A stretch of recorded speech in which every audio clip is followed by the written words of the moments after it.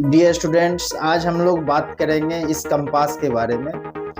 हमारे हाथ में जो ये चीज़ दिख रहा है ये कंपास है, और कंपास में हम आपको ये बताना चाहेंगे कि अभी देखिए यह जो है कंपास डायरेक्शन को शो करता है और नॉर्थ और ये साउथ डायरेक्शन को इंडिकेट करेगा। अब जैसे इसको हम रोटेट कर रहे हैं, ये रोटेट नहीं हो रहा, लेकिन अगर हम इसी के सामने एक अगर मैग्नेटिक फील्ड को लगा दें, देखिए अब ये रोटेट होना शुरू हो गया।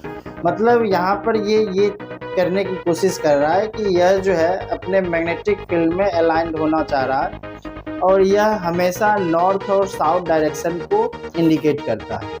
रीज़न ये है कि यह जो है हमारा जो भौगोलिक स्थिति है उसमें नॉर्थ के साइड में जो है साउथ का पोल है, जिसके कारण यह हमेशा जो है उधर की ओर ये इंडिकेट करेगा। Thank you.